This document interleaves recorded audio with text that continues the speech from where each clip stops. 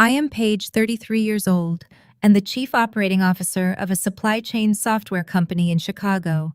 My father suspended me and demanded I apologize to my sister to save her fragile ego. I simply looked at him, smiled, and said, "All right." The next morning, my sister was smirking until she realized the entire company network was locked and the corporate lawyer was sprinting down the hallway completely pale. My father's arrogant smile died instantly when he realized he had just evicted the only person who actually owned his company. If you are watching this, let me know in the comments where you are from. And hit subscribe if you have ever had to teach your toxic family a lesson they will never forget. Let us go back to the boardroom where this all started. The glass doors were shut tight, and the tension inside was suffocating. My father Harrison slammed his heavy hands against the mahogany table. He demanded I pack my desk immediately. I was suspended for 2 weeks without pay, and I was not allowed to return until I wrote a formal apology to my younger sister Sydney and sent it to the entire executive board. I sat perfectly still. My hands rested lightly on my laptop. I watched the pathetic theatrical performance unfolding in front of me without blinking. At the other end of the table sat Sydney. She was 30 years old, dabbing her perfectly dry eyes with a tissue. She wore a pristine designer blouse and played the victim with absolute precision. Sydney held the title of Vice President of Sales. She earned that title entirely by sharing DNA with the CEO. Meanwhile, I had practically built the operations of this company from the ground up while my father played golf and took the credit. My mother Brenda chimed in right on cue. She did not even work at the company, but she had a habit of showing up to board meetings just to ensure the family image remained spotless. She claimed my behavior was completely unacceptable. She said Sydney worked exhaustively on the Vanguard account, and for my operations team to fail to update the back-end integration was pure sabotage. She actually accused me of embarrassing my sister on purpose to ruin her big moment. I looked at the Vanguard contract sitting dead in the center of the table. A $4 million deal. It was the biggest contract of the quarter, and it had just imploded spectacularly at 9 in the morning. Why? Because Sydney had promised the client a custom software integration that our system simply did not support. I had told her 3 weeks ago in writing that the integration was impossible without a 6-month development runway. She ignored my email. She promised the client it was ready, and then she blamed my department when the live demo crashed and burned in front of their entire executive team. I kept my voice eerily calm. I told them I did not sabotage anything. I stated clearly that I sent Sydney an email outlining the technical limitations, and she ignored it to push the sale through just to get her commission. My father turned a dangerous shade of red. He yelled that I was always hiding behind emails and technical jargon. He claimed my sister was out there shaking hands, bringing in revenue, and securing the future of the company while I could not even back her up. Then he brought up the real issue. He reminded me that Andre was executing his final due diligence this Friday. He asked if I had any idea how a $4 million lost contract looks to a venture capital firm. Andre was Sydney's husband. He was a brilliant, razor-sharp African-American executive at a top-tier Chicago venture capital firm. Andre was a man of absolute principle built on hard facts and data. He did not play family politics. His firm was preparing to inject $10 million into our company. It was a lifeline my father desperately needed because the business was quietly bleeding cash. Harrison was terrified of spooking Andre. Sydney was terrified of looking like an incompetent fraud in front of her high-powered husband. So the solution was to make me the scapegoat. I looked directly at Sydney and asked if that was the plan. She had the audacity to sniffle again. She whispered that she just wanted to make Dad proud that she tried to innovate, and my team just did not support her vision. My mother leaned in close, lowering her voice so the junior executives outside the glass walls could not hear. She hissed at me to just write the apology. She told me to take the blame and not make a mess right before Andre's audit. She said family protects family, completely ignoring the fact that they were throwing me to the wolves to save Sydney. My father pointed a finger directly at my face. He repeated his terms. 2 weeks. I had to leave my keycard with security. I would be locked out of the servers. He ordered me to go home, think about my attitude, and apologize to Sydney for gross negligence. They expected me to fight. They expected me to pull up the server logs, to scream, to demand fairness. That was the old me. The person who spent 33 years trying to prove her worth to a father who only saw his golden child. But I looked at my father's red face. I looked at my mother's manipulative glare. I looked at the hidden smirk on Sydney's face. I simply said, "All right, My father blinked. He was clearly thrown off by my total lack of resistance. He asked me to repeat myself as if he could not believe I was surrendering so easily. I stood up and closed my laptop. I told him I would take the suspension and leave my keycard.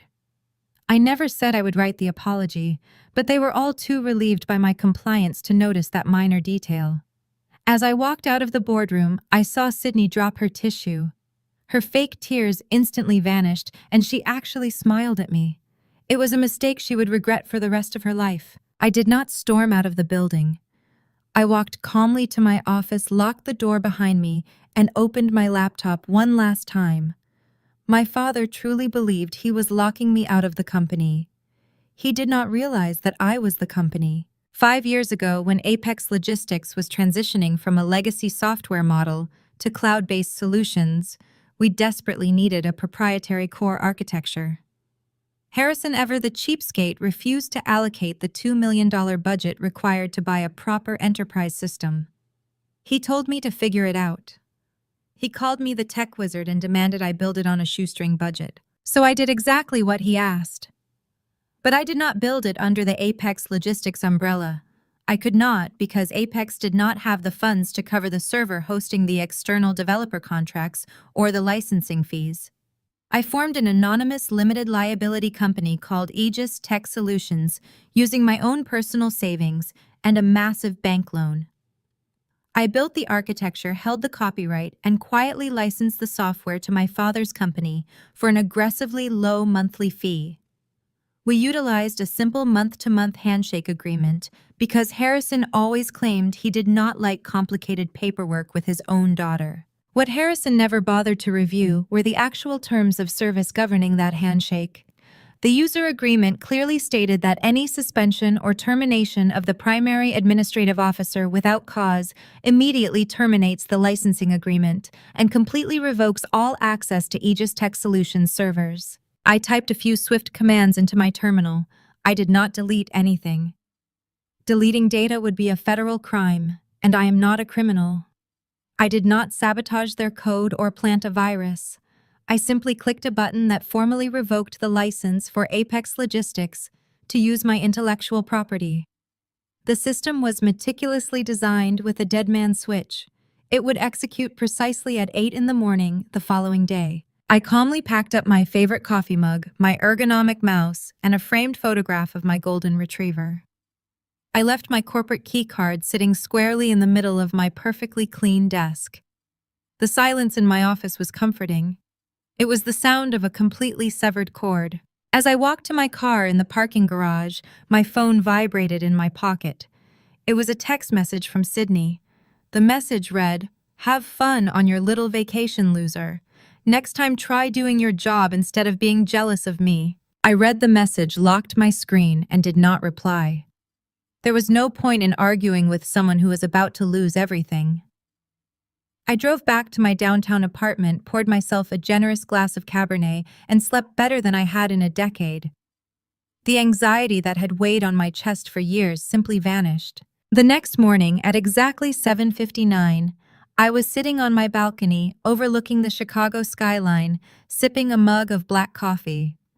The crisp morning air felt incredibly refreshing. I watched the digital clock on my phone screen slowly tick over to 8 o'clock. Across the city, at the Apex Logistics headquarters, 50 employees were logging into their terminals. The dispatchers for our Midwestern trucking clients were actively trying to route their massive delivery fleets. Trucks loaded with perishable goods were waiting for coordinates. The accounting department was in the middle of processing weekly payroll. Sydney was probably sitting at her desk sipping an overpriced latte, trying to figure out how to spend her unearned commission from the Vanguard deal she had just ruined. Every gear of my father's fragile empire was spinning. At exactly 8 in the morning, every single screen in the entire building went black. A split second later, a stark white, unclosable dialog box appeared on every monitor, tablet, and mobile device connected to the Apex network. The message was simple and absolute. Error 404. License revoked. Unauthorized use of proprietary intellectual property. Please contact Aegis Tech Solutions LLC for compliance. In an instant, the company ground to a catastrophic halt. Dispatchers could not see their delivery maps. Sales reps could not pull up client contracts. Sydney could not access her performance metrics or her lucrative prospect lists. The entire digital nervous system of Apex Logistics ceased to exist. I pictured David frantically flipping through his digital archives searching for a software licensing agreement that gave Apex Logistics ownership of the code. He would find nothing. He would realize with mounting horror that the CEO had built an entire logistics enterprise on rented land. I pictured Harrison shouting at the IT department demanding they bypass the screen, only to be told that the cloud infrastructure was entirely hosted on private servers they had zero administrative rights to access. And then there was Andre. Andre's venture capital firm required flawless operational uptime. Their technical auditors were scheduled to comb through the system architecture the next day. An unexpected company-wide blackout 24 hours before a $10 million due diligence review was not just a red flag. It was a massive blaring siren that screamed operational incompetence. If Andre saw that error screen, he would pull the funding immediately. Sydney knew this. Harrison knew this. My phone started ringing at exactly 4 minutes past 8.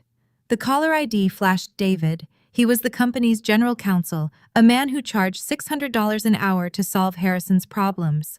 I watched his name flash on the screen, took another leisurely sip of my coffee, and let it go straight to voicemail. It rang again. Then it rang a third time.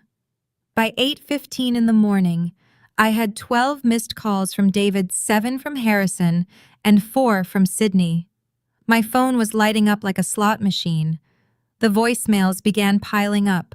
First came the confused questions from my father demanding to know if the server was experiencing a glitch. Then came the slightly panicked messages from David asking for the admin override passwords. Finally came the frantic, high-pitched messages from Sydney demanding I fix whatever I had broken before Andre found out. I set my phone face down on the glass patio table. The pressure cooker had officially detonated. They had demanded I take the blame to preserve their flawless facade for a venture capital audit. They had assumed I would simply bow my head and absorb the punishment as I always had. But they had fundamentally misunderstood the power dynamic in that boardroom. I did not just manage the operations. I owned the very foundation they stood on. And I was comfortably sitting miles away, completely untouchable, waiting for the real panic to set in. I sat back and watched my phone screen light up continuously. 12 missed calls from David, 7 from my father, 4 from Sydney. I felt zero guilt. I picked up the phone and silenced the ringer. Notification badges piled up silently, building a digital monument to their absolute terror. I swiped away from the call log and opened my social media applications. I wanted to see exactly how they had spent their evening after practically throwing me out of the company. I already knew my family's predictable patterns. Whenever they committed an act of supreme injustice, they immediately threw a party to validate their own terrible choices. Sure enough, Sydney's profile was updated with a fresh sequence of stories from last night. The first video showed the interior of an upscale steakhouse downtown. The lighting was dim and golden, illuminating a sprawling table covered in expensive seafood towers and empty martini glasses. My father sat at the head of the table, his face flushed with wine and unearned triumph. He was holding up a glass of scotch, toasting directly to the camera.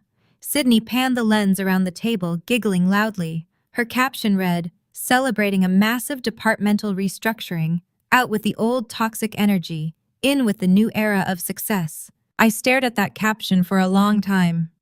Out with the old toxic energy. She meant me. She had just cost the company a $4 million contract through sheer incompetence and ego. She forced me to take the fall for her catastrophic mistake. And then she went out to eat caviar and drink vintage champagne, celebrating my suspension as if she had just won a corporate victory. Her second video was even more revealing. It showed my mother Brenda smiling brightly and clapping her hands. Brenda leaned into the frame and said something about how proud she was of Sydney for taking charge and leading the sales team to new heights. The absolute delusion was staggering. They had successfully convinced themselves that removing me was a strategic triumph. But the most interesting part of the video was the man sitting quietly next to Sydney.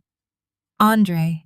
He looked sharp in his tailored suit, smiling politely for the camera, but his eyes looked slightly disconnected from the manic celebration happening around him. He raised his glass when prompted, completely unaware of the reality of the situation. I knew exactly what my family had told him. They certainly lied to Andre about the Vanguard contract. They probably told him the deal was delayed due to minor technical updates, not entirely lost, because his wife made impossible promises. They undoubtedly lied about my absence. Knowing my mother, she probably spun a story about me taking a much-needed mental health leave due to burnout. They needed to keep Andre totally in the dark. His venture capital firm was scheduled to deposit $10 million into the company accounts tomorrow. Andre was a brilliant financial mind, but he trusted his wife. He trusted his father-in-law. He believed he was investing his firm's capital into a stable, growing enterprise. He had no idea he was sitting at a table with people who were actively burning the company to the ground. I felt a brief flash of sympathy for Andre. He was strict and uncompromising in business, but he was fiercely loyal to his family. He genuinely believed Sydney was a hard-working executive. He had no clue she was a liability who relied entirely on my operational infrastructure to mask her daily failures. I tapped on the next video in Sydney's story. It was a selfie of her holding a designer handbag. The caption over the handbag read, "An early reward for closing the quarter strong." Thanks, Dad. My father had bought her a $10,000 bag to celebrate my suspension. He rewarded her for losing a massive account and forcing me out. Their financial recklessness was breathtaking. They were spending money they did not have to celebrate a victory they did not earn. I closed the application and set my phone back down on the glass table. The contrast between their arrogant celebration last night and their blind panic this morning was poetic. Last night they were toasting to my absence. This morning they were staring at black screens, realizing that my absence meant the immediate death of their entire operational capability. They thought I was an employee they could discipline. They forgot I was the architect who held the keys to the kingdom. My coffee was getting cold. I took one final sip and looked out over the city. Morning traffic crawled along the streets below. Everything looked perfectly normal from up here, but I knew the exact level of chaos currently unfolding inside the corporate office. The phone finally stopped lighting up with missed calls. The sudden digital silence was absolutely not a sign of surrender. It was a sign of escalation. They had realized that calling me was useless. The problem could not be solved over the phone. The dialog box on their screens explicitly stated that they were locked out due to unauthorized use of proprietary intellectual property. David, the general counsel, would have explained what that meant by now. He would have told my father this was a legal barricade, not a technical glitch. I knew what was coming next. My father was not the type of man to accept defeat gracefully. He was exactly the type of man to demand compliance through sheer intimidation. The silence meant they were no longer trying to reach me digitally. They were coming physically. I stood from my balcony chair, picked up my empty mug, and walked inside my apartment. I calmly walked to the kitchen sink and began rinsing it. As the warm water ran over my hands, the intercom on my wall buzzed with an aggressive, continuous tone. The concierge was announcing my visitors. The inevitable confrontation had officially arrived right at my front door. I pressed the button on the wall intercom. The voice of my building concierge sounded strained and deeply uncomfortable. He informed me that my parents were standing in the lobby causing a massive scene and demanding to be led up to my floor. I told the concierge to send them up immediately. I did not want them screaming at the front desk staff. I unlocked my front door, left it open an inch, and walked back to my kitchen. I leaned against the cool marble island, took a deep breath, and waited. 10 seconds later, the heavy wooden door flew open and slammed violently against the wall. Harrison barged inside. He looked like a man on the verge of a massive cardiac event. His expensive silk tie was yanked loose. His face was a terrifying shade of purple, and he was breathing heavily. My mother Brenda scurried in right behind him. She was clutching her designer handbag tightly to her chest like a protective shield, her eyes darting around my apartment, as if she was looking for a trap. Harrison did not even say hello. He pointed a shaking finger directly at my face and started screaming. He demanded that I sit down at my computer and turn his company back on right this second. He looked utterly unhinged as he described exactly what happened to his precious business at exactly 8 o'clock that morning. He said he was standing in the middle of the open sales floor, giving a motivational speech to the team, when every single monitor in the entire building went completely black. He described the absolute silence that fell over the room for 3 seconds before the stark white dialogue boxes appeared on every screen. He recited the exact words that I had coded into the system. Error 404. License revoked. Unauthorized use of proprietary intellectual property. Harrison screamed that the blackout was absolute. He said the logistics dispatchers were literally crying at their desks because they had over 50 long-haul trucks stranded at way stations across the Midwest with absolutely no routing coordinates. The accounting department was completely frozen in the middle of a massive payroll run. The client portal was dead, meaning our top-tier customers were staring at the exact same ominous error screen. He told me that Vanguard had already called his office 4 times, threatening to breach their remaining contracts and take their business elsewhere if the supply chain was not restored immediately. Brenda chimed in, her voice shrill and panicked. She said Sydney was currently locked in her executive office having a severe panic attack.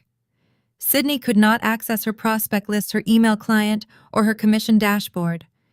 The entire digital nervous system of Apex Logistics had ceased to exist, and they were bleeding thousands of dollars every single minute. I let them yell. I stood perfectly still, resting my hands on the kitchen counter, and let them describe the total operational paralysis I had engineered. I absorbed their panic and let the silence stretch out heavily after Harrison finally paused to catch his breath. I asked him a very simple question. I asked if he had called David, the corporate general counsel. Harrison yelled that David was the one who told them to drive to my apartment. He explained that when the screens went dark, he ordered the IT department to aggressively bypass the lockout. When IT failed, he called David to draft an emergency legal injunction against whatever hackers had taken over the servers. But David did a quick corporate registry search on the company named in the error message. David discovered that Aegis Tech Solutions was registered entirely in my name. My father demanded to know how I could do this to my own family. He called my actions corporate sabotage. He called it extortion and financial terrorism. I calmly corrected his frantic accusations. I explained that I did not sabotage anything at all. I reminded him of a conversation we had 5 years ago in his office. I reminded him that when the company desperately needed a modern software infrastructure, he flatly refused to fund it. He told me to figure it out on a shoestring budget. So I built it myself on my own time with my own personal money. I formed an LLC, secured the copyrights, and licensed the software back to Apex Logistics on a very generous month-to-month basis. I explained that our simple user agreement contained a very specific termination clause. By suspending me without cause and locking me out of the building to protect Sydney, he legally triggered that exact clause. The dead man's switch executed perfectly. He did not get hacked. He legally evicted himself from my property. Harrison slammed his fist on my kitchen counter. He threatened to sue me into oblivion. He swore he would have David draft a massive lawsuit for corporate damages before noon, drag me through court for the next decade, and take absolutely everything I owned. I smiled warmly at his threat. I told him he could absolutely file a lawsuit today. But I warned him to think very carefully about the legal process of discovery. I explained that if he sued me, my lawyers would immediately subpoena all of the company's internal communications and server logs. We would pull every email I ever sent to Sydney, warning her about the Vanguard deal. We would expose every metric proving her complete incompetence. If we went to open court, those documents would become public record. Andre and his venture capital firm would see the complete operational nightmare my father was desperately trying to hide before tomorrow's audit. Brenda gasped loudly and grabbed Harrison's arm. She realized the trap immediately. Harrison's aggressive posture suddenly crumbled. His anger rapidly curdled into sheer, desperate panic. He realized he had absolutely no leverage over me. He asked me what I wanted. He assumed this was a ruthless negotiation for my job back or a massive salary increase. I looked him dead in the eyes and told him I wanted nothing. I told him he suspended me, so I took my property and left. Then I decided it was time to escalate the conflict to a level they could never recover from. I told them that when the system locked out, it triggered an automated security protocol on my private servers, and that deep scan audit revealed something much worse than a lost Vanguard contract.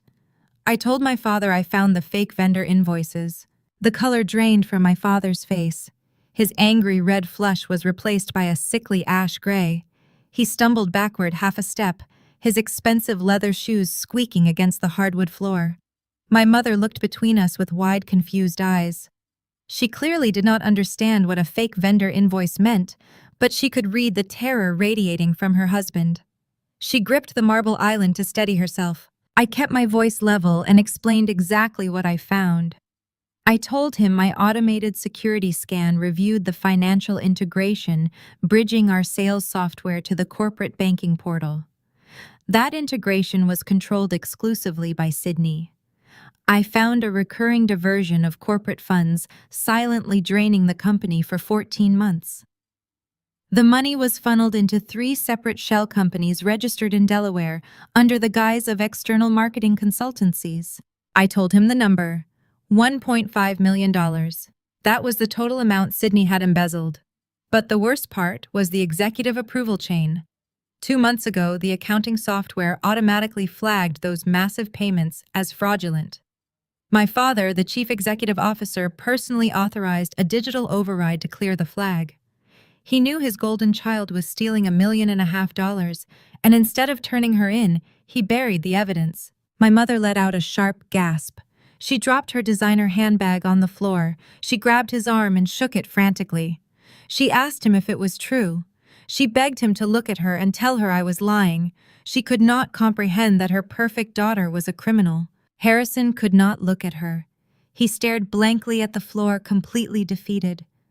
They finally understood why they were so incredibly desperate for Andre's venture capital injection. They needed his money to secretly plug the massive financial hole Sydney had created before the Internal Revenue Service noticed. They were planning to use a highly regulated fund to cover up a federal felony, and I held the only map to their crime. Before anyone could speak, the heavy silence in my kitchen was shattered by a loud ring. It was my father's cell phone. He fumbled in his jacket pocket with shaking hands. The digital screen displayed David's name. The corporate general counsel was calling back with his emergency legal analysis. I told my father to answer it and put the call on speaker. He swiped the screen and placed the phone flat on the cool marble island between us. We stared at the device as if it were a ticking bomb. David did not bother saying hello. His voice blasted through the speaker in a state of absolute panic. He yelled that he had just pulled the complete corporate registry files for Aegis Tech Solutions and cross-referenced them with the initial software development timelines. David told Harrison directly that they were legally dead in the water. David explained the intellectual property revelation in brutal legal terms. He said there was no loophole they could possibly use to seize the software back. I owned the core code, the server infrastructure, and the copyrights entirely. David screamed that since Harrison had only signed a month-to-month user agreement, the company had zero equity in the system. The moment Harrison formally suspended me yesterday, he legally terminated his own operational license. It was ironclad. My father whispered into the phone, asking the lawyer to draft an emergency injunction to force me to turn the servers back on. David let out a bitter laugh. He yelled that an injunction would require going in front of a federal judge today. The court would demand full discovery of the company's financial records, to prove damages. David warned Harrison that Andre's auditors were already in the lobby asking for access to the data rooms. He told my father that if they took this dispute to court, the entire financial history of Apex Logistics would become public record by tomorrow morning. David did not know about the fake marketing invoices yet, but Harrison knew. My father stared at the phone, realizing his lawyer had confirmed my exact threat. The intellectual property was secure and suing me would expose his criminal cover-up. He was trapped. David told Harrison he was officially resigning as general counsel, effective immediately. He stated he was not going down with a sinking ship and refused to be legally implicated in whatever massive operational failure Harrison had caused. The line went dead with a sharp click. My father looked at the blank phone screen. He had just lost his proprietary software, his operational capability, and his top corporate lawyer in 30 agonizing minutes.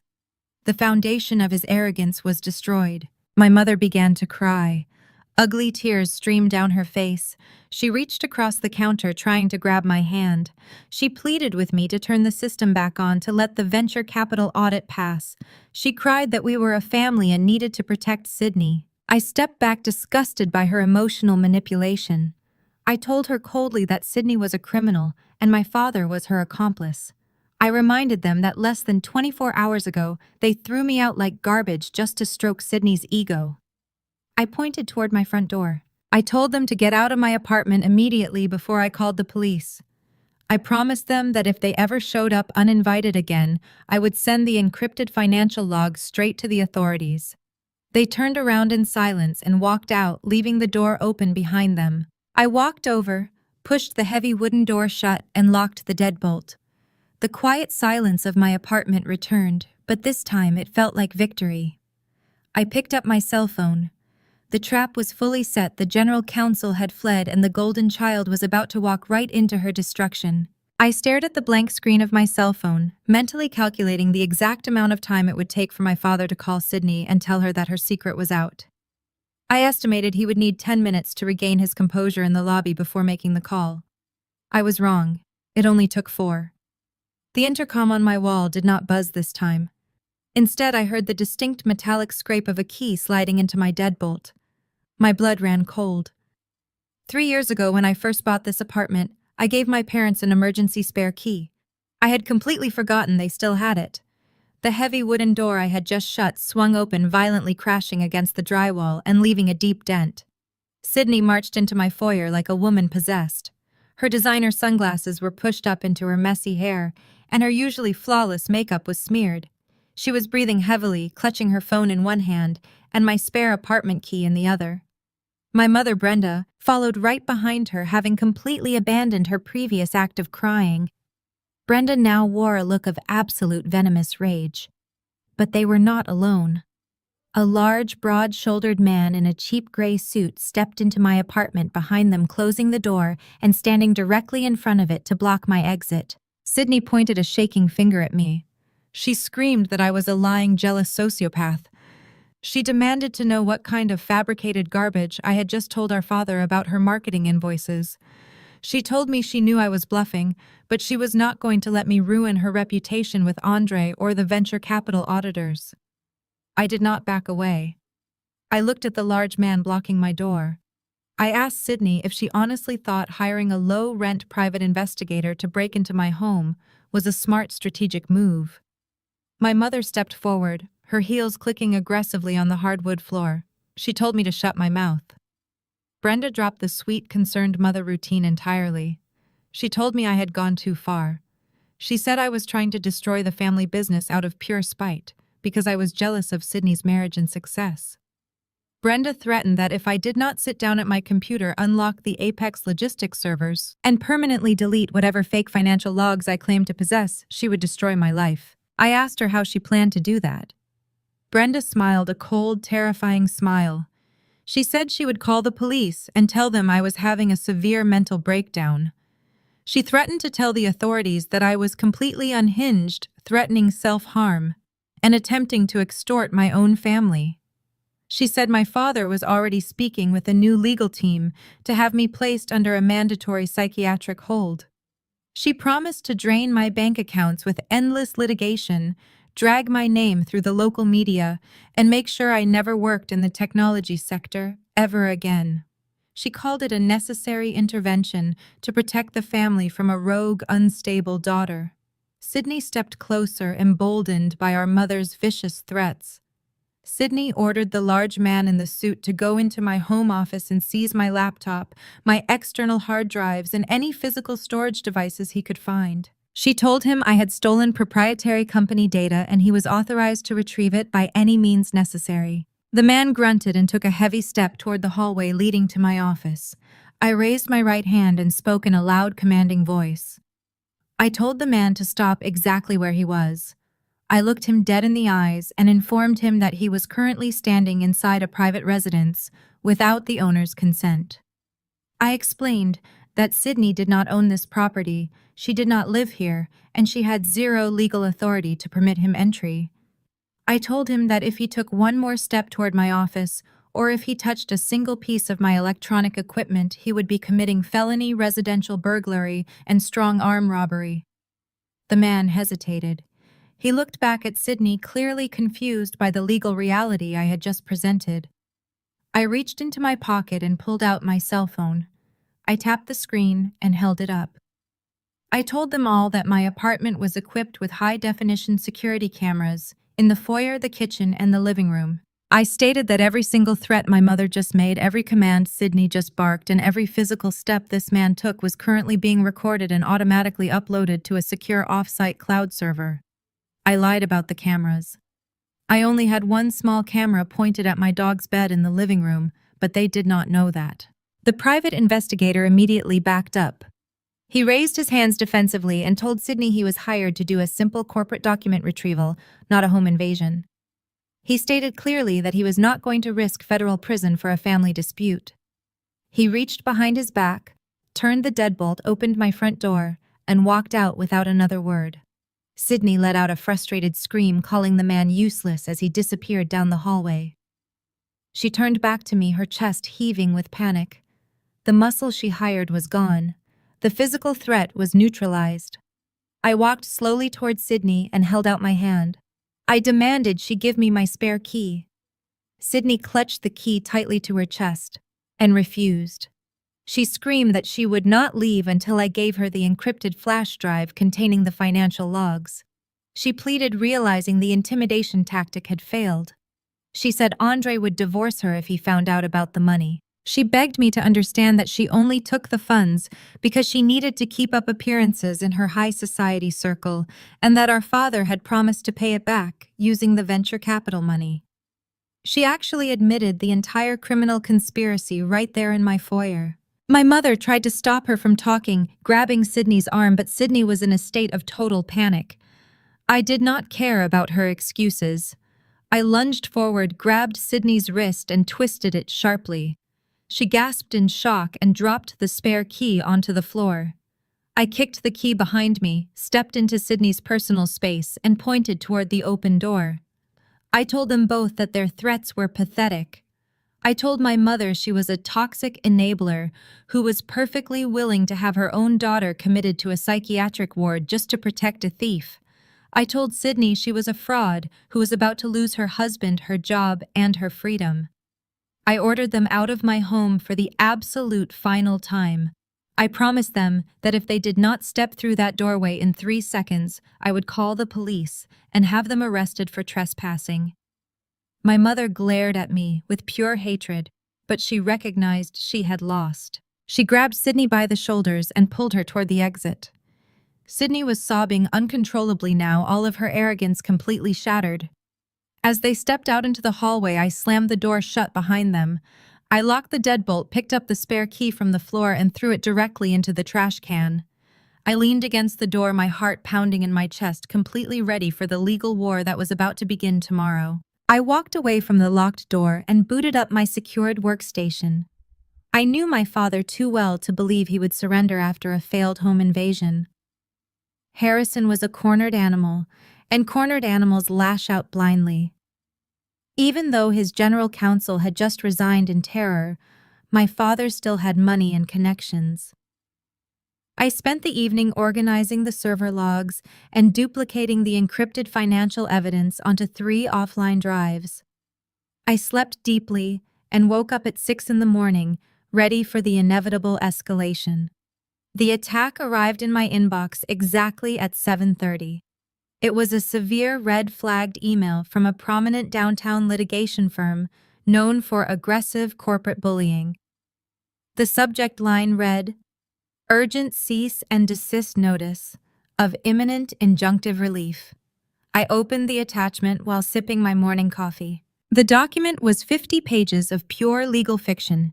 The new lawyer, a man named Sterling, claimed my LLC was a dummy corporation used to fraudulently extort Apex Logistics. He demanded immediate restoration of all server access by 9 o'clock, or he would march into federal court and file a temporary restraining order. He threatened me with $10 million in operational damages, citing disrupted supply chains and stranded trucking fleets. The letter was designed to terrify a normal person into immediate submission. It was filled with heavy legal jargon, terrifying financial penalties, and direct threats of criminal prosecution for cyber sabotage. But I was not a normal person, and I had written the underlying software contracts myself. I read the aggressive demands and actually laughed out loud. The entire document was a desperate hollow bluff built on a foundation of lies my father told his new attorney. Harrison clearly omitted critical facts when he hired this bulldog lawyer. He definitely did not show Sterling the month-to-month licensing agreement he signed 5 years ago. He certainly did not mention that he suspended me without cause, which legally triggered the system lockout. And he absolutely did not confess that his other daughter had embezzled $1.5 million. My father simply pointed a finger at me and claimed I was a rogue hacker holding his precious company hostage. I did not reply to the email with a long defense. I did not hire my own legal team to draft a counter-argument. I simply clicked the reply button and typed a single sentence. I told Sterling I would be happy to discuss his demands on a video conference call at 8:15, and I provided a secure link. I hit send and waited. At 8:15, my computer chimed. I admitted the caller into the secure video room. The screen split in two. On one side sat Sterling wearing a sharp pinstripe suit and sitting in a lavish glass office. He had a look of arrogant confidence plastered across his face. On the other side of the screen sat my father. Harrison looked like he had not slept. His skin was pale, his eyes bloodshot, and he kept nervously wiping sweat from his forehead. He refused to make eye contact with the camera. Sterling immediately took control of the meeting. He leaned into his microphone and began speaking in a deep, authoritative voice. He told me I was in violation of federal commerce laws. He stated, unless I handed over the administrative passwords in 10 minutes, federal marshals would be knocking on my door. I let him finish his dramatic monologue. When he finally paused, I shared my screen. I did not show him passwords. I displayed a high-resolution scan of the original software licensing agreement from 5 years ago. I highlighted the signature at the bottom of the page. It was Harrison's distinct, sloppy handwriting. I asked Sterling if his client provided this document during their consultation. Sterling squinted at the screen, his arrogant expression faltering. I pointed directly to Section 4, Paragraph 2. I read the clause aloud. Any suspension of the primary administrative officer without cause instantly revokes the licensing agreement and terminates all server access. I stopped sharing my screen and looked directly at the lawyer. I informed him that I was the primary administrative officer and my father suspended me yesterday morning in front of the executive board. Sterling quickly turned his head to glare at my father. He clearly had not been informed about the suspension or the signed contract. But Sterling was a professional bully, so he quickly recovered and tried to pivot. He argued that the contract was unconscionable and stated he could easily get a judge to throw it out. He reiterated his threat to file the emergency injunction to force the servers back online for the venture capital audit today. I smiled warmly at him. I told him he was absolutely welcome to file for an injunction, but I reminded him of a basic legal requirement. I told Sterling that filing an emergency federal injunction requires the plaintiff to sign a sworn affidavit declaring they come to court with clean hands, meaning they have committed no internal breaches or fraudulent acts themselves. Sterling narrowed his eyes and asked what I was implying. I did not imply anything. I stated a cold, hard fact. I told the lawyer that if he filed that injunction, I would immediately submit the results of my automated security audit during discovery.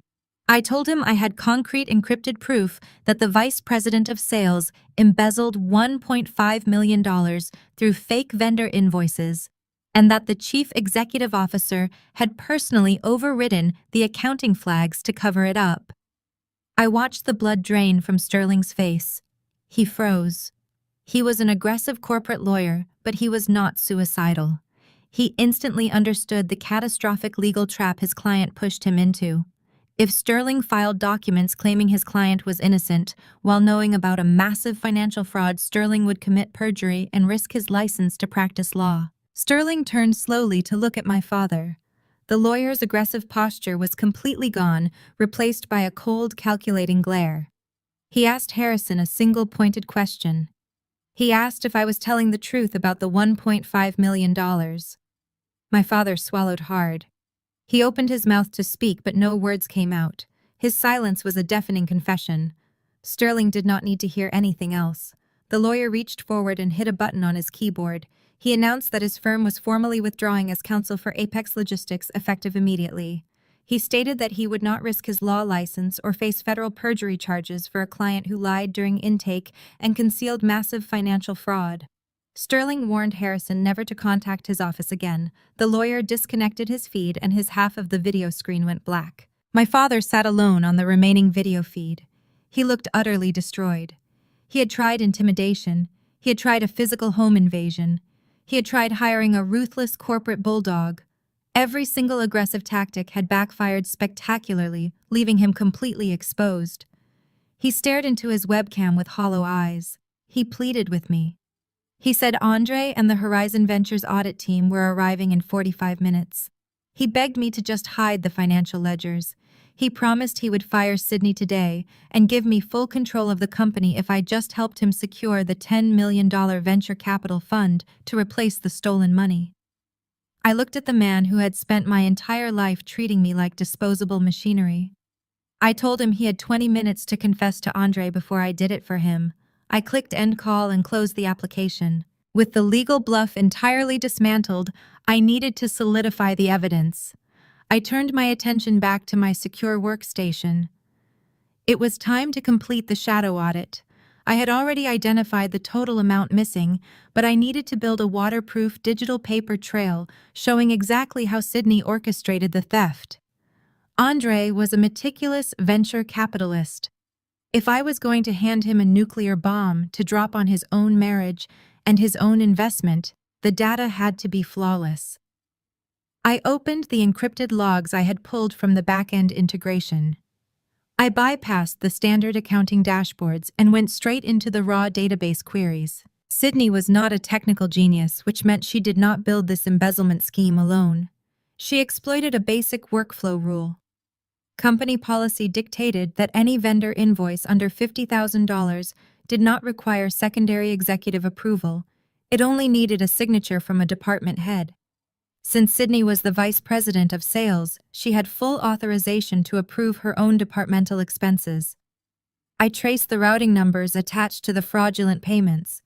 Over the course of 14 months, Sydney had submitted 35 separate invoices. Each invoice was carefully drafted for exactly $48,500. She kept every single theft just under the automatic security threshold. The invoices were made out to 3 different limited liability companies registered in Delaware. I ran a quick corporate registry search on my secondary monitor. The shell companies had incredibly generic names like Apex Marketing Synergy and Global Reach Consultancies. They had no websites, no physical office locations, and no listed employees. The only thing they had were registered digital bank accounts. Sydney was funneling $48,000 every 2 weeks into these ghost companies under the disguise of digital advertising spend and lead generation services. She was bleeding the operating budget dry while producing zero actual sales results. But the most damning part of the shadow audit was not Sydney's predictable theft. It was the digital fingerprint left by my father. 2 months ago, the total volume of external marketing spend triggered a secondary security protocol I had quietly built into the Aegis software. The system recognized that the sales department was burning through cash at an unsustainable rate without generating a proportional increase in revenue. The software automatically flagged the Delaware Shell Company accounts and froze the outgoing payments pending a CEO review. That was the moment Harrison found out. He could have fired her. He could have called the authorities. Instead, he made a catastrophic choice. I pulled up the specific server log from that Tuesday in October. The log clearly showed Harrison's unique executive administrative token logging into the financial portal at 11 at night. I found the exact keystrokes. He did not initiate an internal investigation. He manually executed a global override command. He permanently cleared the security flag, whitelisted the 3 Delaware shell companies, and authorized the release of the frozen funds. He actively chose to become an accessory to federal wire fraud to protect his golden child. He sacrificed the financial stability of the entire company and the livelihoods of 50 employees just to keep Sydney from facing the consequences of her actions. I exported the complete shadow audit into a single encrypted digital dossier. I included the raw database logs, the IP address matches linking the invoice submissions directly to Sydney's corporate laptop, and the executive token data proving Harrison's cover-up. I saved the dossier onto a fresh silver flash drive. I checked the clock on my wall. It was 8:45 in the morning. Andre and his team of forensic accountants were scheduled to walk into the Apex logistics lobby in exactly 15 minutes. Suddenly, a red warning banner flashed across my secondary monitor. The Aegis system was alerting me to a brute force intrusion attempt. Someone at the Apex office was frantically trying to access the local backup servers to wipe the financial drives before Andre arrived. They were trying to destroy the evidence. I watched the frantic digital pings hitting my firewall. It was a pathetic, desperate move. They did not understand that the local drives were already completely empty. I had migrated all core data to my private cloud servers the moment the dead man's switch activated. I simply blocked their IP address and watched the intrusion alerts go dead. They were out of options, out of time, and entirely out of luck. I grabbed my coat and the silver flash drive. It was time to hand-deliver the truth. I stepped out of my apartment and locked the deadbolt. The silver flash drive felt heavy in my pocket. My original plan was to march directly into the Apex logistics lobby and hand the encrypted dossier straight to Andre in front of his team. It would have been a spectacular explosion. But my analytical mind took over. Dropping a bomb in a crowded lobby was sloppy. Andre was a man of absolute precision. He despised public scenes and emotional outbursts. If I wanted him to truly understand the betrayal, I needed to present the evidence flawlessly. I realized I had an incomplete data set. I had proven that Sydney stole the money and our father covered it up. But I had not yet answered the most important financial question. Where exactly did $1.5 million go? I drove downtown but avoided the corporate headquarters. Instead, I parked 3 blocks away and walked into a quiet coffee shop. I ordered a black coffee, sat at a corner table facing the door, and opened my laptop. I connected to my private encrypted mobile hotspot. I needed to trace the shell companies before I confronted anyone. Sydney was incredibly arrogant, but she was not a financial mastermind. She used a generic online legal service to incorporate her fake businesses in Delaware. Delaware is notoriously secretive, offering corporate anonymity that shields true owners from public registry searches. But Sydney made a critical mistake. She funded the initial incorporation fees using her personal credit card. I accessed the financial routing databases I utilized for corporate security audits. It took me less than 10 minutes to pierce the corporate veil she thought was impenetrable. I pulled the digital incorporation certificates for Apex Marketing Synergy and Global Reach consultancies. The registered agent was a generic digital mailbox service, but the initial billing receipt was stamped with a Visa card ending in 4 digits. I recognized those digits immediately. It was the same credit card she used to buy my birthday present 2 years ago. The paper trail was established, but I needed to follow the actual money. I ran a deep query on the routing numbers attached to the Delaware bank accounts. The $1.5 million did not stay in Delaware. The moment the funds were deposited from the Apex Logistics operating account, they were immediately wired out. I tracked the digital ledgers. The money was routed directly back to Chicago, but it did not go into a standard checking account. It was funneled into a private wealth management portfolio registered under a discrete holding trust. The trust was named after our grandmother. It was a sickening detail using a beloved family name to hide stolen corporate funds. I bypassed the bank's front-end security by analyzing the open API ports they used for mobile banking. I could see the transaction history clearly on my screen. The spending log was a masterclass in narcissistic delusion. I scrolled through months of outrageous transactions. Sydney had not invested the stolen money. She had burned it to fuel a fake lifestyle. I found multiple wire transfers to a luxury real estate broker in Aspen, Colorado.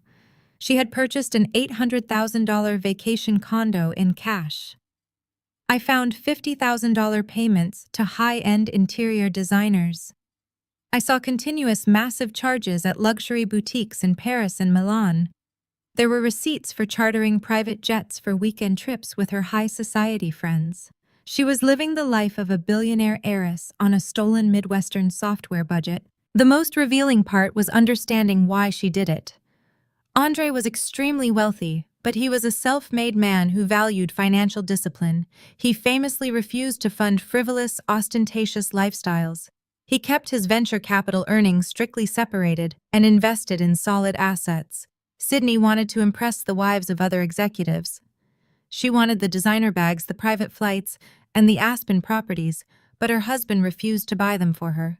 So she stole from our father's company to fund her illusion, knowing that Harrison was too weak to ever stop her. She was a parasite perfectly adapted to feed on our father's desperate need for a golden child. I compiled this new information into a separate folder on my desktop. I dragged the property deeds, the wire transfer logs, and the luxury retail receipts into the dossier. I transferred it onto the silver flash drive. The picture was finally complete. Not only was she a corporate thief, but she was entirely broke. She had spent almost every single dollar she stole. The shell companies were completely empty. There was no way for our father to quietly recover the funds, even if he wanted to. Apex Logistics was carrying a massive, unrecoverable debt that would instantly trigger federal bankruptcy the moment the venture capital audit discovered it. I closed my laptop and slid the silver flash drive back into my coat pocket. I checked my watch. The Horizon Ventures audit team was currently sitting in the dark boardroom of Apex Logistics, waiting for servers that would never turn back on. My father was undoubtedly sweating through his suit, making up pathetic lies to stall them. I took a sip of my coffee, feeling a deep sense of absolute calm. My cell phone buzzed on the table. The caller ID flashed with Sydney's name. I let it ring. It stopped and a text message immediately popped up on my screen. The message was incredibly frantic. It read, "Meet me at the Capitol Grill in 20 minutes. I know what you want. Please do not talk to Andre." I stared at the screen. She was completely out of moves. Her legal threats failed. Now she was resorting to bribery. I picked up my phone, did not reply, and stood up from the table. I walked out of the coffee shop and headed toward my car. It was finally time to finish this destructive game. I drove the short distance to the Capitol Grill and parked. The heavy wooden doors of the restaurant swung open to reveal a dimly lit dining room that smelled intensely of expensive aged steak and desperate corporate money. Because it was barely 9 in the morning, the massive restaurant was completely empty except for the waitstaff quietly setting up for the early lunch rush. And Sydney. She was sitting entirely alone in a deep leather corner booth. She wore a pristine white Chanel blazer, clearly attempting to project an image of wealth and control. But her posture gave her away. She was hunched over the polished wooden table, aggressively shredding a paper cocktail napkin into tiny, nervous pieces. I walked across the plush carpet. My footsteps made no sound, so she did not notice me until I slid into the booth directly across from her. Sydney jumped slightly, her eyes wide behind her designer eyelashes. She looked absolutely exhausted. The arrogant smirk she wore in the boardroom yesterday was entirely gone. She quickly brushed the shredded napkin off the table and tried to sit up straight, forcing a look of superiority back onto her face. I leaned back against the leather seat and looked at her. I told her she looked terrible. I asked her how the venture capital audit was going over at the corporate office. Sydney narrowed her eyes and told me to cut the crap. She said she did not have time to play these stupid hacker games with me. She stated that our father had already briefed her on the ridiculous software stunt I pulled and the absurd lies I told him about the financial integration. She claimed she was here to offer an olive branch because she was the bigger person and wanted to save the family business from my hysterical mental breakdown. I smiled at her delusion. She was sitting on top of a massive felony, completely bankrupt, and still trying to act like she held the high ground. Sydney reached into her expensive leather handbag and pulled out a crisp white envelope. She slid it across the smooth wooden table. It stopped exactly halfway between us. She tapped her perfectly manicured fingernail against the paper. She told me it was a cashier's check for exactly $50,000. She called it a retroactive performance bonus. I looked at the envelope, but I did not touch it. I asked her what the money was actually for. She leaned forward, dropping her voice to a harsh whisper. She said all I had to do was log into my laptop right now and turn the Apex Logistics servers back on before Andre arrived at the office. She demanded I write the apology email to the executive board, officially resign my position as chief operating officer, and walk away quietly. She told me to take the money, go start a new life somewhere else, and consider it a massive win. She promised that if I agreed, the family would generously choose not to press federal charges against me for cyber extortion. I stared at the envelope. $50,000. It was a substantial amount of money to a normal person, but it was an absolute insult coming from someone who had just embezzled 30 times that amount. I asked her a very simple question. I asked her which shell company she routed the $50,000 from. I asked if she pulled it from Apex Marketing Synergy or Global Reach Consultancies. All the color instantly drained from Sydney's face. Her arrogant sneer collapsed into genuine, unadulterated terror. She opened her mouth, but no sound came out. She stared at me, her eyes darting back and forth, as if trying to calculate exactly how much I knew. I did not give her time to think. I leaned in close and kept my voice perfectly calm and level. I told her I knew about the 35 fake vendor invoices. I told her I knew she kept every single fraudulent payment exactly under the $48,500 security threshold. I told her I tracked the routing numbers to Delaware, traced her personal credit card, used for the initial incorporation fees, and followed the wire transfers straight into the private wealth management trust she named after our dead grandmother. Sydney began to tremble. Her hands shook so violently, she had to place them flat on the table to steady herself. She whispered that I did not know what I was talking about. She sounded like a frightened child. I ignored her weak denial. I told her I also pulled the spending logs from the trust account. I congratulated her on the new condo in Aspen. I asked her if the high-end interior designers in Milan were worth destroying our father's entire company. I stated clearly that I knew the money was entirely gone. The shell companies were empty, the trust account was drained, and she was completely broke. Sydney let out a choked, desperate sob. Tears finally spilled over her designer eyelashes, ruining her makeup. She grabbed the edge of the table. She begged me to keep my voice down. She confessed everything in a frantic rush of words. She said she only took the money because she felt inadequate next to Andre's massive wealth. She claimed she needed the designer clothes and luxury trips just to feel worthy of standing next to him at corporate events. She said our father caught her 2 months ago, but he promised they could use Andre's $10 million venture capital injection to silently replace the stolen funds before anyone noticed. She pushed the white envelope closer to me. She pleaded with me to take the $50,000. She swore she would pay me more later.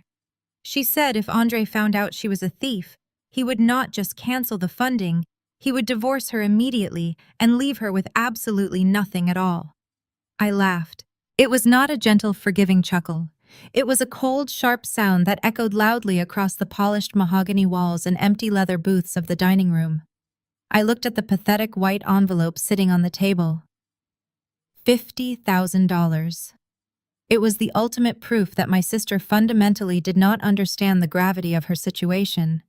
She genuinely believed she could buy her way out of a federal crime with a tiny fraction of the money she had not yet managed to waste. I slid the envelope back across the smooth wooden surface until it tapped against her expensive designer handbag. I told her to keep it. I told her she was going to need every single penny to retain a decent criminal defense attorney. Sydney stared at the rejected envelope, her chest heaving as she struggled to catch her breath. She opened her mouth to offer more empty promises, but a new sound interrupted her. It was the heavy, rhythmic thud of expensive leather dress shoes walking purposefully across the plush restaurant carpet. The footsteps bypassed the host stand entirely and headed directly toward our secluded corner booth. Sydney froze. Her bloodshot eyes widened in absolute horror as she looked past my shoulder. I turned my head slowly.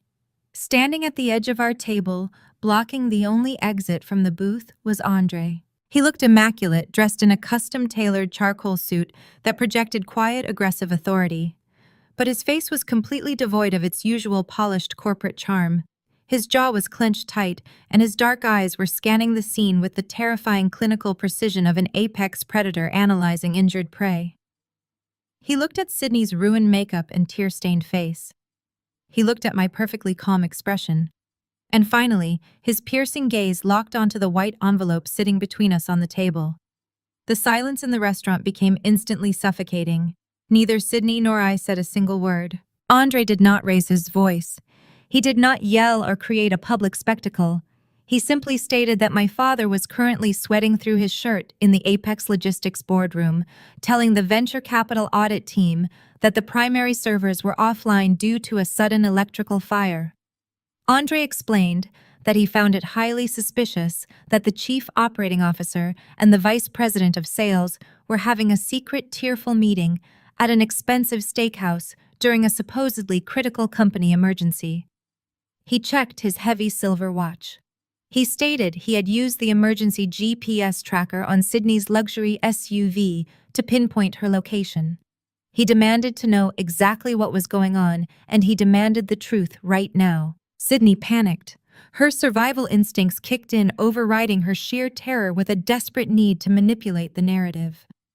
She quickly grabbed the white envelope and shoved it deep into her handbag out of sight. She reached out and touched Andre's arm, forcing a frantic, watery smile onto her face. She lied straight to his face, without hesitation. She told him that I was having a severe mental breakdown.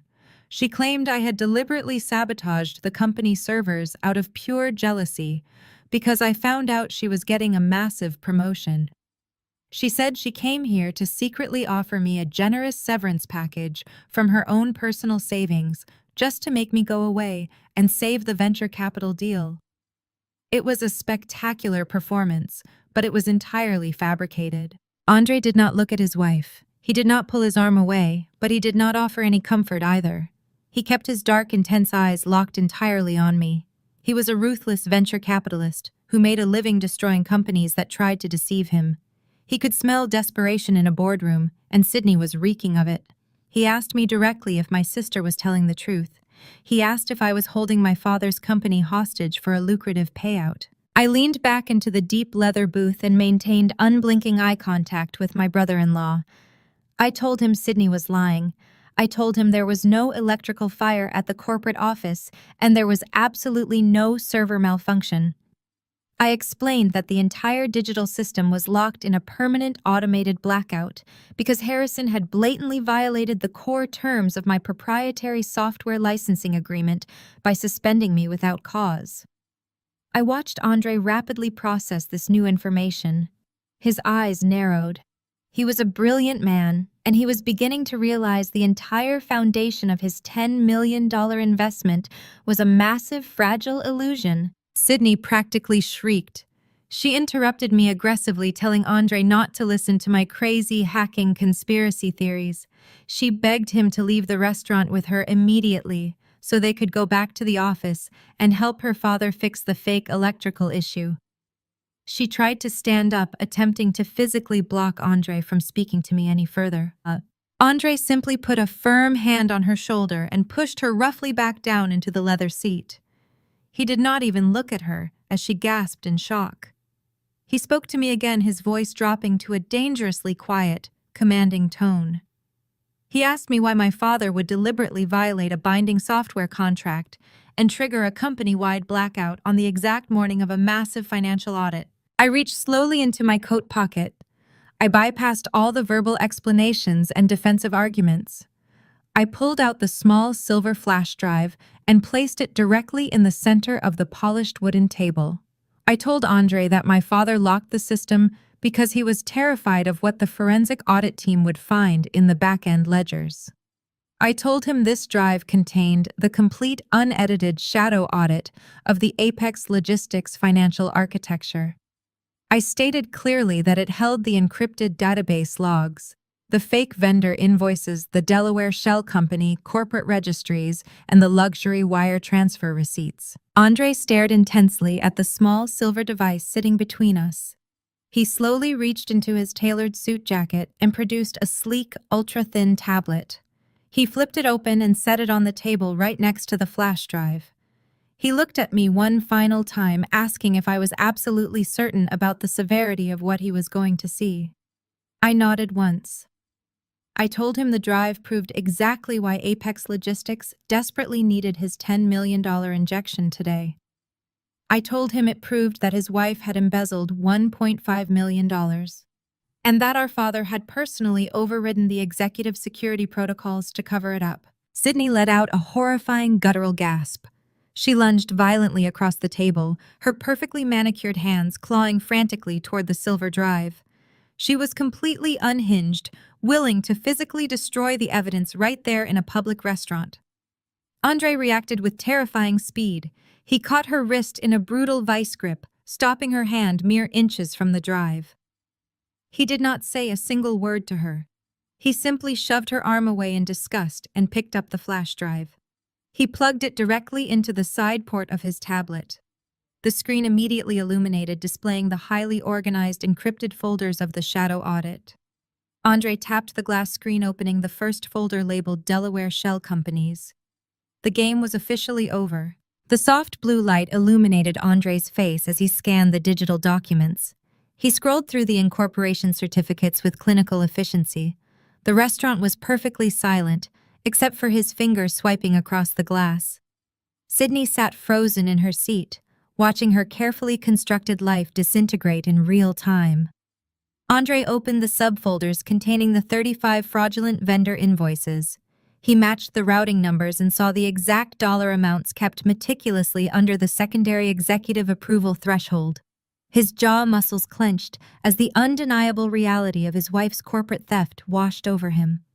He built an empire on identifying financial risk, and the greatest liability of his career was currently sitting across from him in a ruined Chanel blazer. Andre tapped the folder labeled Private Wealth Management Trust. He opened the ledger tracking the wire transfers to Chicago and saw the trust account registered under our grandmother's name.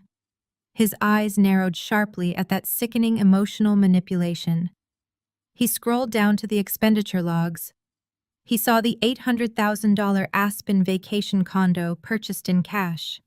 He saw the interior design fees, the private jet charters, and the endless retail charges from Milan and Paris. For the first time since he walked into the restaurant, Andre looked up from the tablet. He slowly locked his dark, furious eyes on Sydney.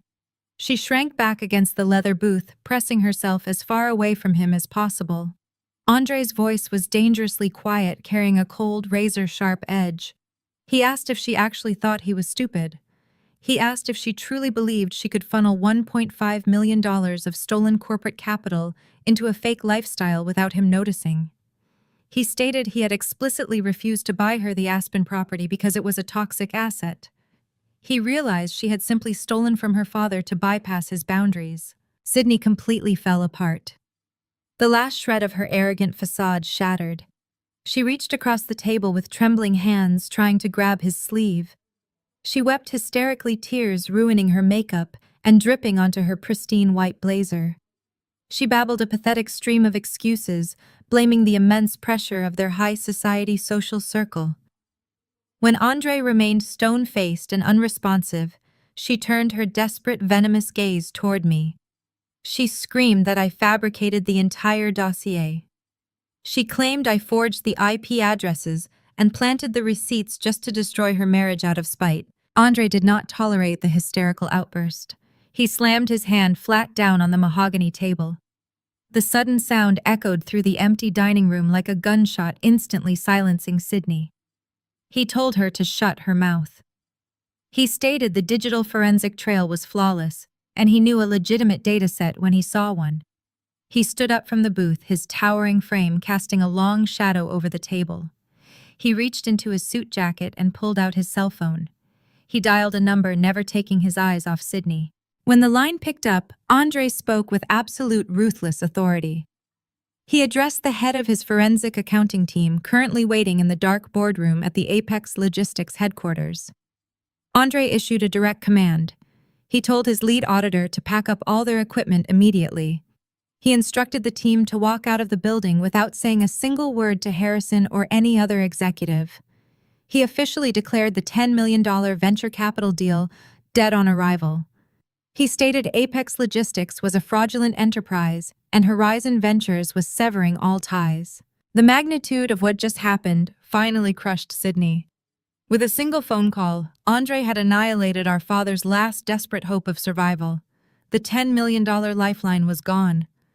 Apex Logistics was holding a massive unrecoverable debt, and the system lockout meant they could not operate their daily shipping routes to generate revenue. The company was going to bleed out in a matter of days. Sydney buried her face in her hands and sobbed loudly, realizing she had destroyed her family legacy and her marriage. Andre picked up his tablet and the silver flash drive.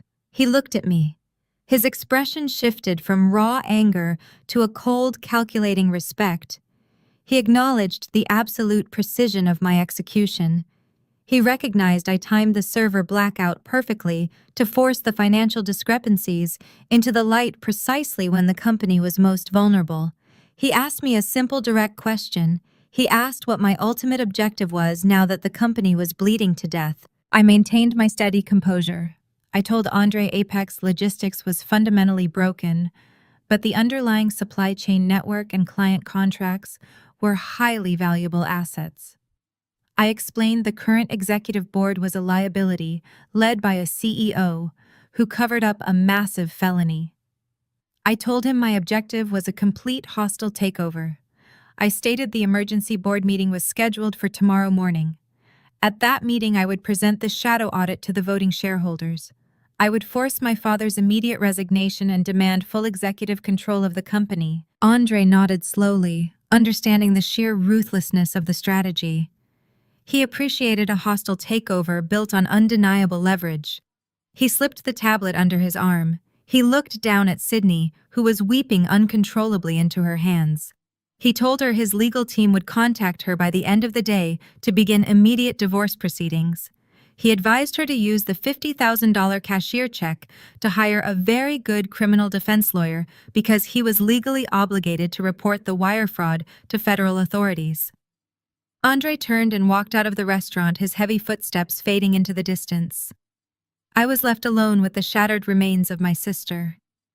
The board meeting was tomorrow morning, and I finally had absolutely everything I needed to take my rightful throne. Sydney sat paralyzed in the leather booth, her face buried in her hands.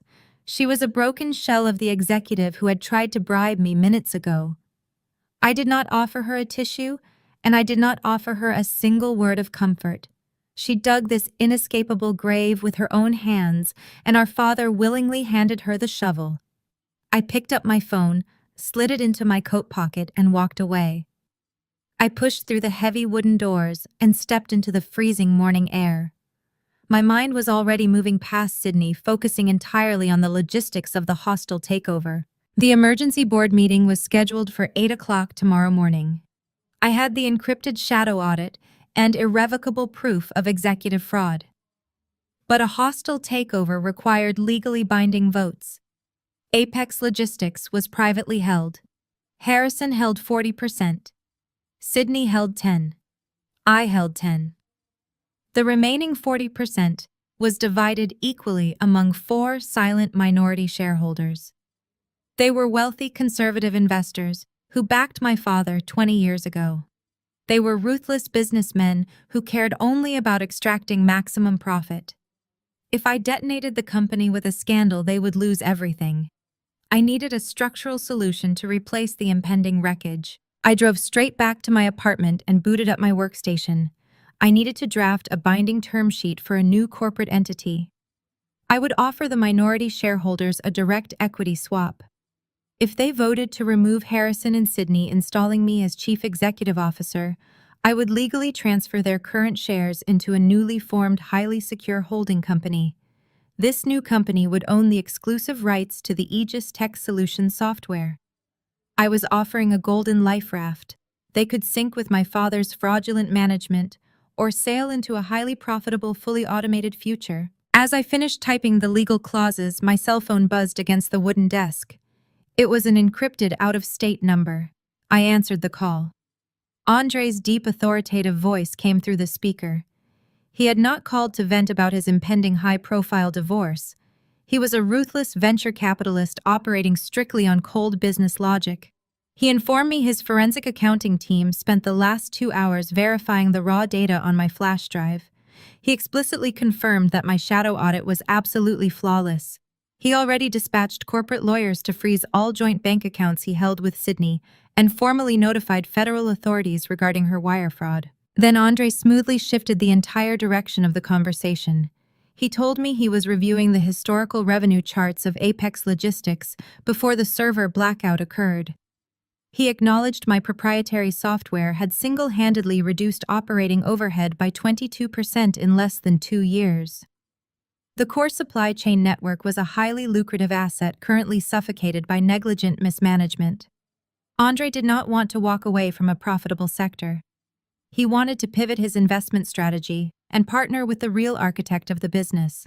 He proposed a mutually beneficial deal. Horizon Ventures would completely withdraw their $10 million emergency funding offer from Harrison. However, if I successfully executed the hostile takeover tomorrow morning and officially secured the position of Chief Executive Officer, Horizon Ventures would immediately offer me a $15 million line of credit. The capital would absorb the $1.5 million debt Sydney created and aggressively expand the Aegis software licensing to external logistics firms nationwide.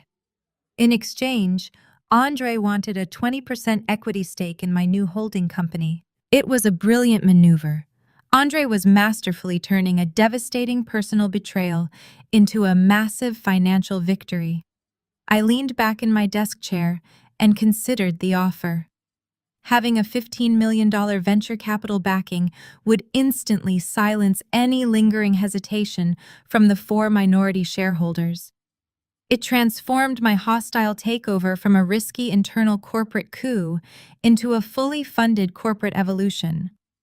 But I was not going to hand over 20% of my proprietary software system without establishing unbreakable boundaries. I kept my voice professional. I told Andre I would accept his generous capital injection under one strictly non-negotiable condition. I demanded a legally binding clause stating Horizon Ventures would hold entirely non-voting shares for the first 5 years of the partnership. I would retain absolute operational control of the new company. He could reap the financial rewards of my labor, but he would have zero say in daily management decisions. I expected him to argue. Instead, he let out a laugh of genuine respect. He agreed to the terms immediately.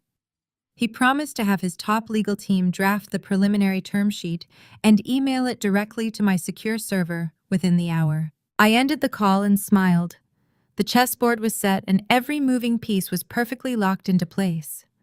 I spent the remainder of the afternoon printing high-resolution copies of the shadow audit, placing them meticulously into thick black binders for the minority shareholders. I printed the new corporate equity swap agreements. I printed the $15 million venture capital term sheet from Horizon Ventures. I packed everything securely into my sleek leather briefcase, snapping the heavy metal locks shut. When the sun finally went down, I stood by my living room window and looked out at the glowing city skyline. Tomorrow morning, Harrison was going to walk into that boardroom, fully expecting to fight a rebellious daughter over a simple, easily resolved software dispute. He had absolutely no idea that I was walking in with a weaponized federal fraud case, a signed venture capital alliance, and a flawless legal mechanism to instantly strip him of his entire legacy. I turned away from the glass window and set my alarm clock for 6 o'clock sharp. The era of being the disposable family scapegoat was officially over. The alarm tone shattered the silence of my bedroom at exactly 6 in the morning. I did not hit snooze. I opened my eyes and stared at the dark ceiling, feeling a profound sense of clarity. Today was execution day. I threw off the covers and walked into the bathroom, turning the shower handle all the way to cold. The freezing water hit my skin like a physical shock, instantly clearing away any lingering traces of hesitation. I stood under the icy stream, mentally reviewing every data point in the black binders. There was no room for error. The minority shareholders were ruthless pragmatists. They would not vote to dethrone a founder based on emotional family drama. They would only vote for undeniable financial superiority.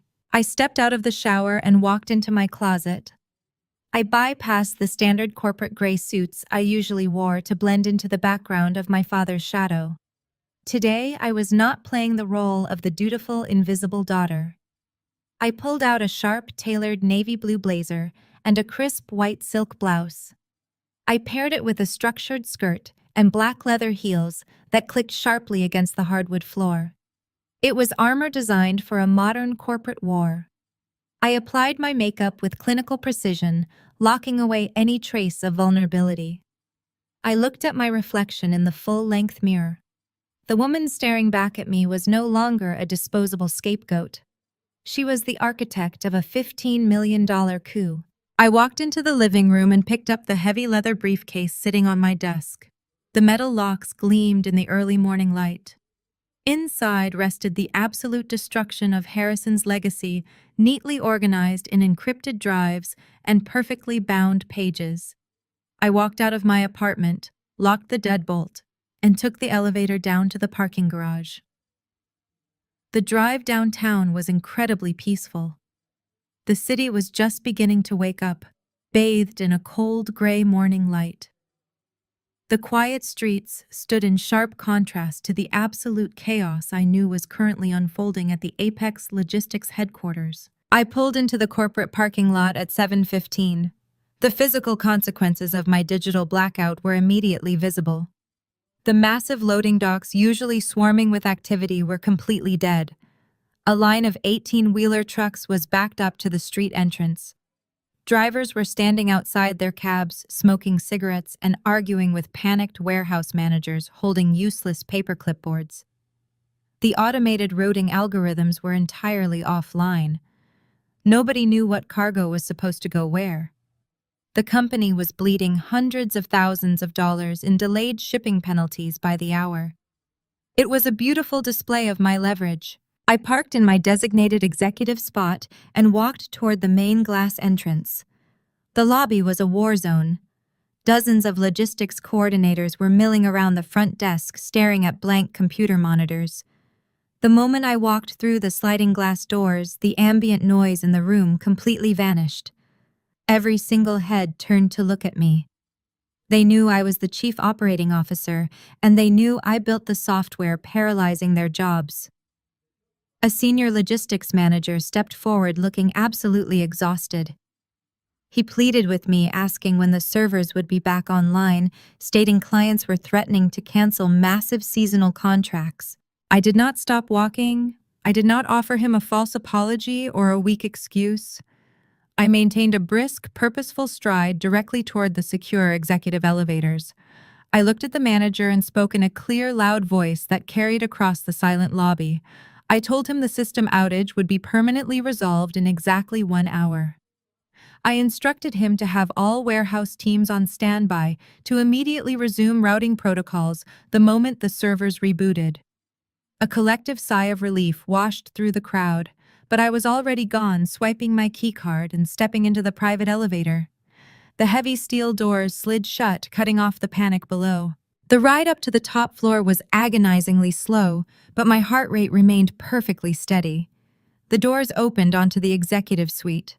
Unlike the frantic lobby, this floor was suffocatingly quiet. The thick carpet absorbed the sound of my heels. The receptionist desk was empty. My father had clearly ordered all support staff away from the boardroom to keep this disaster contained. I walked down the long mahogany-paneled hallway. The air felt heavy, charged with the nervous energy of a cornered animal. I reached the massive double doors of the main conference room. I did not knock. I placed both hands on the brass handles and pushed them wide open. The boardroom was vast and imposing, bathed in cold fluorescent light. The 4 minority shareholders were already seated along the right side of the massive walnut table. These were wealthy, impatient men in their late 60s who absolutely hated having their time wasted. They looked angry, confused, and deeply suspicious about the sudden emergency meeting and the total operational blackout affecting their bottom line. At the head of the table sat my father. Harrison looked like a man who had aged 10 years in a single night. His expensive tailored suit was wrinkled, his silk tie was pulled loose, and his eyes were bloodshot from severe sleep deprivation. He was frantically shuffling a thick stack of printed financial projections, desperate to retain control. The plush leather chair to his immediate right, traditionally reserved for the vice president of sales, was completely empty. Sydney was not coming. Every eye in the room locked onto me the second I stepped through the heavy doors. Harrison stopped shuffling his papers. His jaw clenched, and a flash of pure hatred crossed his exhausted face. He fully expected me to slink into my usual chair at the far end of the table and silently surrender my leverage. I did not walk to the far end. I walked directly to the center of the room, demanding their absolute attention. I placed my heavy leather briefcase squarely on the polished walnut surface, right in front of the minority shareholders. The storm had finally arrived. The metallic click of the briefcase latches echoed through the massive boardroom like a gunshot. I flipped the heavy leather lid open, but I did not take a seat. I stood firmly at the center of the table, commanding the physical space. Harrison immediately shot out of his chair at the head of the table. His face flushed a deep, dangerous crimson. He slammed his hand flat against his printed financial projections, crumpling the paper. He yelled at me, demanding to know what the hell I was doing, interrupting a closed executive session. He announced to the room that the current system outage was a temporary technical glitch, and he accused me of violating a direct executive order to restore the servers. He threatened to have building security drag me out of the lobby if I did not sit down, shut my mouth, and surrender the administrative passwords immediately. I let him yell. I let his desperate, emotional outburst fill the cold air of the boardroom. The 4 minority shareholders watched him with visible distaste. These were men who valued cold efficiency and quiet authority, and my father was publicly unraveling in front of them. When he finally ran out of breath and stopped shouting, I did not defend myself. I did not engage with his aggressive threats or address his insults. I simply reached into my open briefcase and pulled out 4 thick black binders. I slid one across the smooth walnut table to each of the minority shareholders. I addressed the investors directly, completely ignoring my father. I introduced myself not as the daughter of the founder, but as the chief operating officer and the sole architect of the Aegis software that managed their entire supply chain network. I told them I called this emergency meeting because the chief executive officer was actively concealing a massive financial liability that threatened their entire equity stake in Apex Logistics. Harrison shouted again, calling me a hysterical liar. He aggressively ordered the shareholders not to open the binders, claiming they contained fabricated data created by a disgruntled suspended employee. The oldest shareholder, a man named Vance, looked at my father with cold, unforgiving eyes. He placed his wrinkled hand flat on top of the black binder. He told Harrison to sit down and be quiet. Vance flipped the cover open. The other three men immediately followed his lead. The boardroom fell dead silent again, save for the crisp sound of heavy paper turning. I began my presentation. I kept my voice perfectly level, stripping away any trace of familial emotion. I told them to turn to page 1. I explained that the current server lockout was not a technical glitch, a cyber attack, or a sudden electrical fire. I stated clearly that it was an automated, legally binding security protocol triggered directly by Harrison yesterday morning when he illegally suspended me without cause. I pointed them to the highlighted clause in the licensing agreement, proving the lockout was entirely legitimate. I watched their eyes scan the document. They instantly understood the legal reality. The entire company was paralyzed, and fleets of trucks were stranded outside simply because the CEO broke a fundamental software contract. Harrison sank back into his heavy leather chair. He aggressively wiped sweat from his forehead and tried to formulate a defense, muttering something about corporate insubordination. I cut him off instantly. I told the room the suspension had absolutely nothing to do with insubordination. It was a frantic, desperate attempt to stop me from completing a digital forensic audit before the venture capital team arrived. I instructed the shareholders to turn to Section 2 of the binder. I laid out the exact methodology of the theft. I walked them through the 35 fake vendor invoices. I explained how the vice president of sales deliberately kept every single fraudulent charge exactly under the $48,500 threshold to bypass secondary executive approval. I showed them the routing numbers leading to the Delaware shell companies. I showed them the corporate registries linking those ghost companies directly to Sydney's personal credit card. I did not use the word sister once. I only referred to her by her corporate title, establishing her strictly as a massive corporate liability. A younger shareholder named Miller traced his finger down the column of stolen funds. He asked the question aloud, his voice dripping with absolute disbelief. $1.5 million. He looked up at Harrison and demanded to know how $1.5 million vanished from the operating budget over 14 months without the executive board noticing. Harrison opened his mouth, stammering heavily. He tried to claim he was completely blindsided by the numbers. He said he was investigating the matter privately to protect the company reputation. He swore he was going to force Sydney to repay every single cent once the $10 million venture capital loan cleared this afternoon. He pleaded with the table, trying to spin a massive federal felony into a manageable internal family misunderstanding. I did not let him finish his pathetic lie. I instructed the shareholders to turn to the final section of the binder. This was the kill shot. I directed their attention to the raw database log from the second Tuesday in October. I explained that my software actually caught the suspicious billing activity 2 months ago and automatically froze the outbound payments.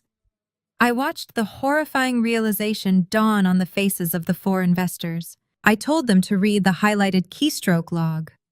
I stated clearly that the chief executive officer did not initiate a fraud investigation when he was alerted. I proved that Harrison used his unique executive administrative token to manually execute a global override command. I showed them the exact timestamp where he permanently cleared the security flags, whitelisted the fraudulent Delaware accounts, and actively released the stolen funds.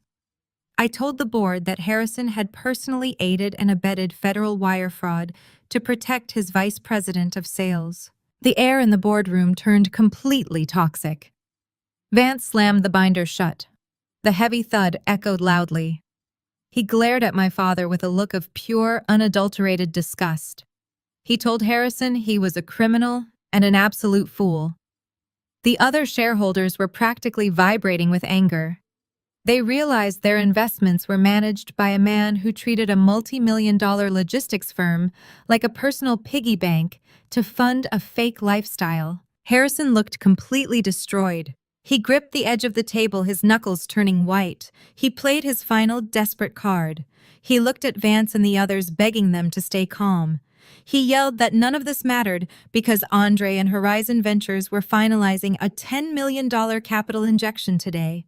He promised the new funding would instantly cover the missing money, reboot the servers, and stabilize the stock value. He told them I was just trying to ruin the deal out of spite, but the massive check was already secured. I reached into my briefcase one last time. I pulled out a single sheet of paper bearing the embossed logo of Horizon Ventures. I held it up for the room to see. I looked directly into my father's panicked, bloodshot eyes. I told him Horizon Ventures was not finalizing anything. I informed the board that Andre had formally withdrawn his entire $10 million offer an hour ago, citing irreconcilable executive fraud.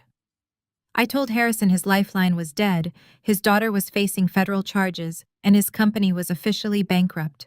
The silence that followed my declaration was absolute. It was the heavy, suffocating quiet of a catastrophic collapse. Harrison stared at the single sheet of paper in my hand as if it were a venomous snake. His mouth opened and closed, but his vocal cords completely failed him. He looked toward the heavy mahogany doors, perhaps expecting Andre to suddenly walk through them and announce it was all a terrible misunderstanding. The doors did open, but Andre was not the one standing in the threshold.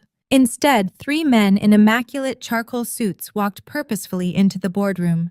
They moved with a synchronized predatory efficiency that instantly drained whatever remaining oxygen existed in the room.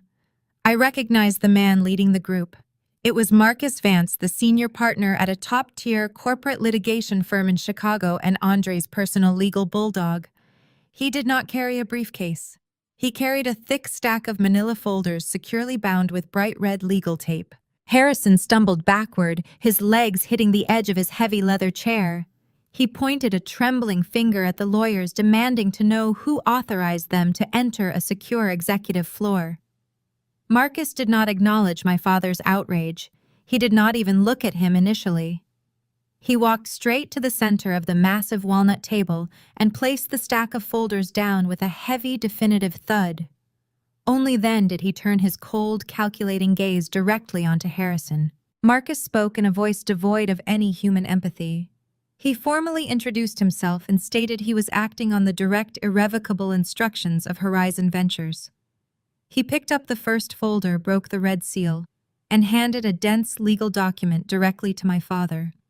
He announced for the official record that all preliminary funding agreements, term sheets, and letters of intent between Horizon Ventures and Apex Logistics were permanently voided. He cited a material breach of trust and the discovery of active corporate fraud as the primary drivers for the immediate termination. Harrison took the document with violently shaking hands. He stared at the bold legal print, his eyes darting frantically across the page. He tried to speak, attempting to formulate a desperate plea, but Marcus cut him off with surgical precision. The lawyer picked up the second folder and handed it to the oldest minority shareholder at the table. Marcus informed the board that Horizon Ventures had officially frozen all personal and joint assets connected to the vice president of sales. He stated that a formal comprehensive evidence packet regarding the $1.5 million embezzlement had been physically handed to the federal prosecutor downtown exactly 20 minutes ago. The federal authorities were already mobilizing, and a grand jury subpoena was currently being drafted. The boardroom erupted. The 4 minority shareholders abandoned any pretense of professional decorum. The younger shareholder, Miller, slammed his fist onto the table, shattering a crystal water glass. The sharp crack of breaking glass cut through the shouting.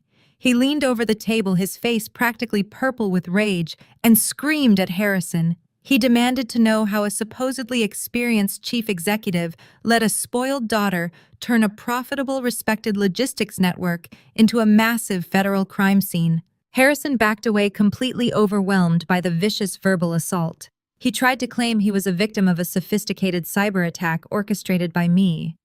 He pointed a shaking finger in my direction, calling me a traitor and a corporate terrorist. He yelled that I manipulated the accounting software to frame his golden child because I was jealous of her success. It was a pathetic, transparent lie, and absolutely no one in the room believed a single word of it. The evidence sitting in their black binders was undeniably authentic. Marcus simply stepped forward, shutting down my father's hysterical accusations with a raised hand. He produced a third document from the final manila folder. He held it up for the entire room to see. It was a formal litigation hold. It legally mandated the immediate absolute preservation of every single server, hard drive, paper ledger, and email server within the entire Apex logistics network. The lawyer looked directly at my father and delivered the final devastating blow. He informed Harrison that any attempt to wipe the servers, destroy physical documents, or alter the digital financial logs would result in immediate arrest for obstruction of justice. He stated that a team of federal forensic accountants would be arriving at the building before noon to physically seize the hardware. Marcus did not wait for a response or answer any questions. He turned on his heel, signaling his legal team, and they walked out of the boardroom in the exact same synchronized manner they entered. The heavy mahogany doors swung shut behind them, sealing my father in his own self-made tomb. The 4 minority shareholders turned their collective fury back onto Harrison. They were practically circling him like sharks smelling blood in the water. The oldest investor demanded Harrison's immediate resignation. He stated they needed to appoint an external crisis management team to deal with the federal authorities and file an emergency bankruptcy petition to shield their remaining personal assets. They were preparing to burn the entire company to the ground today, just to save themselves from the impending legal fallout. I stood quietly at the center of the room, letting the panic run its course. I let them realize that without the Horizon Ventures capital, the company was fundamentally dead. I let them stare deeply into the abyss of a massive federal investigation and a total unrecoverable loss of their equity. When the shouting finally began to die down, replaced by a grim, suffocating despair, I reached into my leather briefcase one final time. I pulled out the crisp, legally binding term sheet Andre had emailed me just hours ago. I placed it flat on the table, right on top of the ruined financial projections my father had been frantically reviewing earlier. I spoke loudly, my voice cutting through the remaining murmurs of panic. I told the board that bankruptcy was an option, but it was an option for cowards and fools. I stated that I did not spend 5 brutal years building a revolutionary logistics software just to watch negligent management drag it into federal court. I looked at the 4 minority shareholders. I told them I had a structural solution. I informed them that Horizon Ventures did not withdraw their capital because the core business was worthless. They withdrew it because the current leadership was corrupt. I tapped the term sheet with my index finger. I announced that Andre was still highly willing to invest. He was offering a $15 million line of credit, ready to be wired into a clean holding company by the end of the business day to absorb the debt and expand operations. But the capital came with one absolute non-negotiable condition. I turned my head and looked directly into my father's defeated, hollow eyes. I told the room the venture capital money was only available if Harrison and Sydney were immediately stripped of all executive titles, their voting shares permanently revoked, and I was installed as the sole chief executive officer of the new corporate entity. The silence returned to the boardroom, but this time it was not the silence of collapse. It was the quiet, calculating silence of ruthless men, realizing they had just been handed a loaded gun, and I was giving them the exact target to shoot. The 4 minority shareholders stared at the crisp, legally binding term sheet I placed on the walnut table. The document represented absolute salvation. It was a golden bridge out of a burning building, but the toll to cross it was the immediate execution of my father's career. The oldest investor, Vance, reached out with a steady hand and pulled the paper toward him. He put on his reading glasses and scanned the clauses. The room was so quiet I could hear the faint hum of the fluorescent lights overhead. Harrison remained frozen in his chair, his chest rising and falling in shallow, panicked breaths. He was watching his entire empire slip through his fingers in real time, but his arrogance still refused to let him accept defeat. Harrison slammed his fist on the table, trying to summon a fraction of his former authority. He looked at the four investors and aggressively reminded them of the corporate bylaws. He shouted that I was attempting an illegal coup. He stated that he owned 40% of the voting shares and Sydney owned 10%. He proudly declared that even if I aligned my 10% with the minority shareholders, the combined vote would result in a 50-50 deadlock. He sneered at me, a desperate, ugly expression twisting his exhausted face.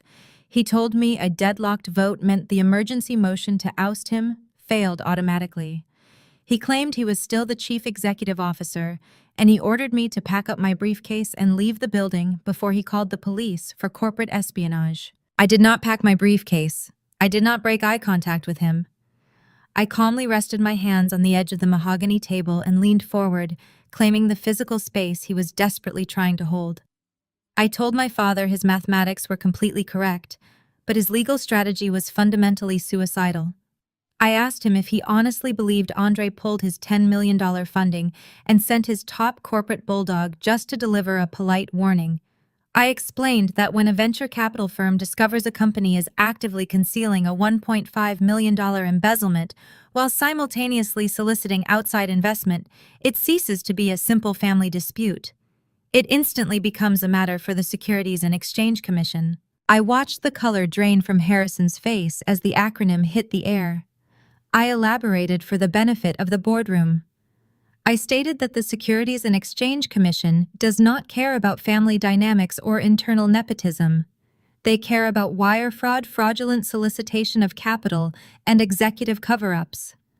I reminded my father that he personally signed off on the clean financial health reports presented to Horizon Ventures just 2 days ago. By doing so while secretly knowing the budget was completely hollowed out, Harrison had elevated Sydney's theft into a massive intentional federal securities crime. Andre was legally obligated to report the discrepancy to protect his own firm from complicity. I reached into my briefcase and pulled out a secondary document. It was a drafted, unsigned whistleblower complaint addressed directly to the SEC Enforcement Division, detailing exactly how Harrison manipulated the internal accounting software to deceive external investors. Vance took off his reading glasses and looked at my father with absolute contempt. The elderly investor did not hesitate to align with me. He informed Harrison that if he forced a deadlock and refused to resign immediately, the 4 minority shareholders would co-sign that whistleblower complaint today. Miller, the youngest of the minority investors, leaned aggressively across the table. He pointed a rigid finger directly at Harrison's chest. Miller stated that his investment group would not hesitate to throw Harrison to the federal regulators. He threatened to hire an external auditing firm to thoroughly investigate Harrison's personal tax returns for the last decade, promising to uncover every buried expense and illegal write-off if Harrison dared to hold their equity hostage in a deadlocked vote. Vance made the ultimatum crystal clear. He told Harrison he could either sign his resignation and walk away with a fraction of his dignity, or he could fight the board and spend the rest of his retirement in a federal penitentiary while the government seized his private properties to pay back the defrauded parties. Harrison looked frantically around the room, searching for a single ally. He found none. He looked toward the heavy mahogany doors, perhaps hoping his golden child would miraculously appear to save him. But Sydney was busy dealing with her own impending divorce and federal grand jury subpoena. He was entirely alone. The 50-50 voting deadlock was a useless paper-thin shield against the crushing weight of a coordinated federal investigation. He looked down at his ruined financial projections, his hands trembling violently. The aggressive, bullying patriarch who had controlled our family through fear and intimidation was gone. He was replaced by a terrified, broken old man who finally realized he had run out of lies to tell. I did not offer him a single moment of sympathy.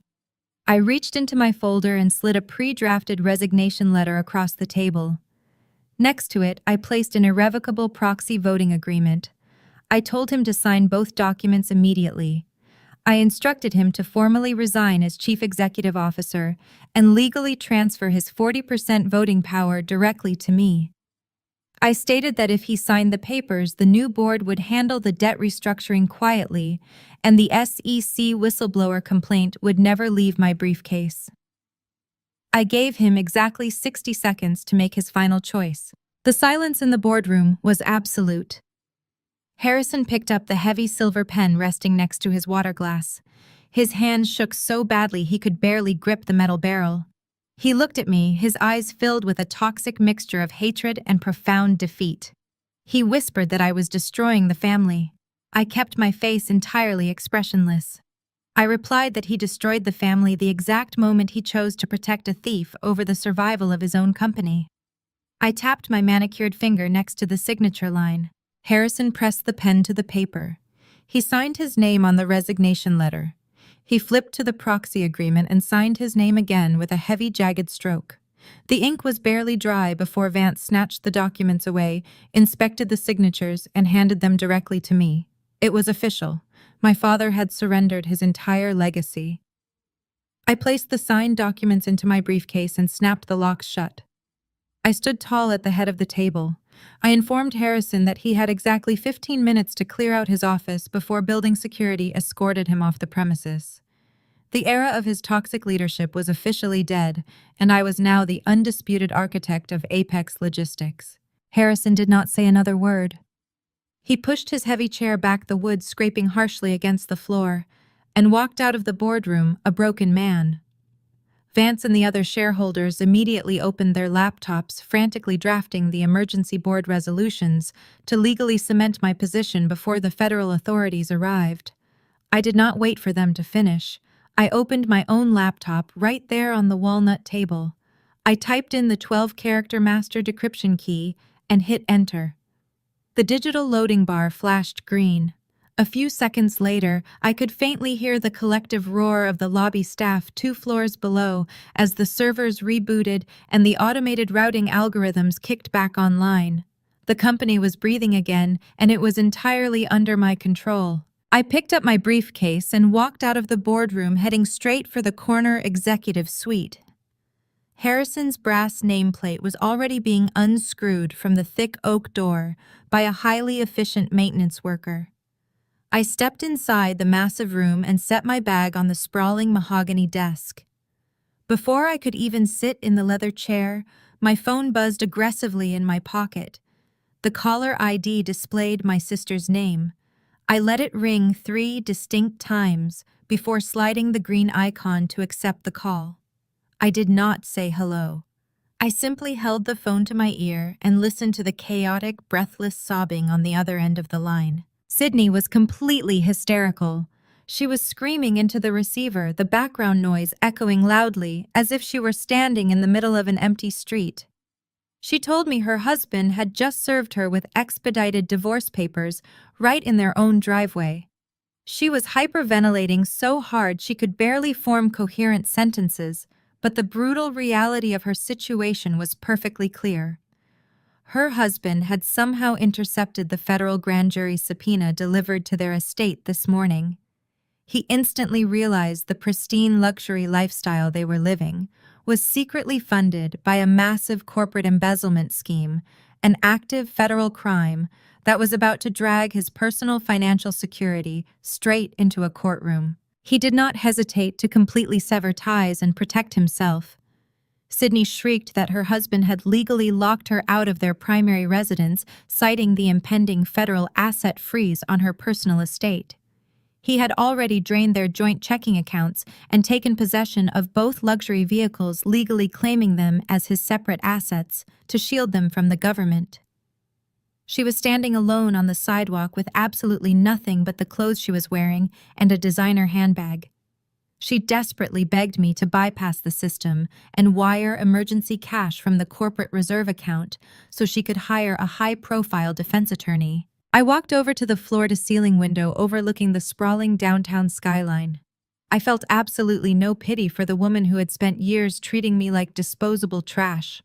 I coldly reminded her that the corporate accounts were currently under a strict federal litigation hold monitored by the authorities, and any unauthorized wire transfer would result in my immediate arrest. I told her the stolen money was permanently gone, her marriage was legally terminated, and our father no longer possessed the executive power to shield her from the consequences. I calmly advised her to look up the address for the nearest public defender. Then I hung up the phone and permanently blocked her number. I turned away from the floor-to-ceiling window and walked back to the massive mahogany desk. The heavy leather chair previously occupied by a man who believed he was untouchable was surprisingly comfortable. I sat down and pulled my laptop toward the center of the desk. Securing the Chief Executive Officer title was merely the administrative prerequisite for my actual objective. I had no intention of genuinely saving Apex Logistics. The corporate entity was permanently contaminated by federal wire fraud, gross negligence, and my sister's staggering incompetence. I did not spend 5 years of my life building flawless routing architecture just to attach it to a sinking ship. I opened a secure encrypted communication channel directly to Andre and his legal team at Horizon Ventures. I typed a single decisive confirmation code and hit enter. Instantly, the $15 million line of credit was unlocked, but it was not wired into the Apex Logistics operating accounts. The capital flowed directly into a newly incorporated debt-free holding company I had quietly registered in Delaware 3 weeks ago. I brought up my administrative dashboard and initiated the final sequence of the Aegis protocol. The server reboot I authorized downstairs was not a simple restoration of the old system. It was a highly coordinated mass migration event. I watched the digital progress bars fill rapidly as every single top-tier client contract, every proprietary routing algorithm, and every profitable supply chain network was legally and seamlessly transferred out of the Apex legacy servers. The digital assets were instantly integrated into the clean architecture of the new holding company. I was systematically stripping my father's entire empire for parts in real time, leaving behind absolutely nothing but toxic financial liabilities and an incoming federal audit. The heavy oak door to the executive suite suddenly flew open, slamming violently against the wall. Harrison stood in the doorway, clutching a small cardboard box filled with meaningless desk ornaments. His face was completely ashen, drained of whatever residual fury he had possessed. He had just received the automated administrative notification on his phone, the unblockable alert informing all board members of a catastrophic mass transfer of corporate assets. He dropped his cardboard box onto the plush carpet and stared at me in pure, unadulterated horror. He asked me what I had done, his voice breaking into a raspy, defeated whisper. I did not bother to close my laptop. I kept my eyes locked on the successful migration screens and coldly informed him of the brutal reality. I stated that I used the irrevocable proxy voting power he surrendered just 15 minutes ago to unilaterally approve the emergency sale of our entire client roster to a private buyer. I explained that the old Apex Logistics was officially an empty, worthless shell containing a massive federal target on its back. I finally looked up and met his terrified gaze. I told him he was no longer an executive, but he was still legally tethered to the toxic debt of a dead company, and the federal forensic accountants had just walked into the lobby. Harrison collapsed to his knees right there on the plush carpet. He did not yell or threaten me this time. The absolute finality of his destruction had finally shattered his massive ego. I did not stay to watch the federal agents place him in handcuffs. I simply closed my laptop, picked up my briefcase, and walked past his trembling form without a single backward glance. I took the private elevator down to the underground parking garage, bypassing the chaotic scene unfolding in the main lobby. My work at Apex Logistics was permanently finished. 6 months later, the corporate landscape of the logistics industry was entirely unrecognizable. The old Apex entity had spectacularly imploded in a highly publicized federal bankruptcy trial. Sydney had desperately taken a plea deal, trading a reduced sentence in a minimum security facility for her full testimony against our father. Harrison was currently awaiting his own federal sentencing, utterly disgraced and financially ruined by the massive restitution fines levied by the Securities and Exchange Commission. Meanwhile, my new venture, Aegis Global, was thriving beyond all initial projections. The $15 million capital injection from Andre had allowed me to scale operations across 3 new time zones, and the seamless client migration meant we were highly profitable from day one. I was the undisputed leader of a modern, efficient empire, but I had one final piece of personal business to conclude. The federal bankruptcy court had systematically liquidated every single one of my father's personal assets to repay the defrauded investors. The absolute crown jewel of that liquidation was the massive family estate in the suburbs. It was the exact same house where my parents had callously given my bedroom to my sister, just so she could have a second walk-in closet, pushing me out like an unwanted tenant. They had always treated me like I did not belong in their perfect home. So I used my personal executive dividends to buy the entire estate in an all-cash anonymous blind auction. I pulled my sleek black town car onto the sweeping circular driveway of the property on a crisp Tuesday morning. The massive front doors were wide open. My mother and Harrison, who was currently out on bail and wearing a cheap electronic ankle monitor, were frantically dragging designer suitcases out onto the front porch. The county sheriff was standing by his cruiser, strictly enforcing the 10 o'clock eviction mandate. They froze when I stepped out of the car. My mother looked at me with a desperate, pathetic glimmer of hope, assuming I had come to offer them sanctuary or a massive bailout check. I walked up the stone steps and stopped right in front of them. I did not pull out a checkbook. I pulled the heavy certified property deed from my designer bag and held it up. I watched the horrifying realization wash over their faces as they recognized my name listed as the sole legal owner of their entire sanctuary. My mother started to sob, begging me to let them stay in the guest house, claiming they had absolutely zero money and nowhere else to go. I looked at the two people who had spent my entire life treating me as a disposable stepping stone for their golden child. I felt absolutely nothing but cold, pure satisfaction. I pointed my finger down the long, sweeping driveway toward the heavy iron gates. I told them their time was up and they could go live in the streets. I turned my back on them, walked into my new house, and firmly locked the heavy front door behind me.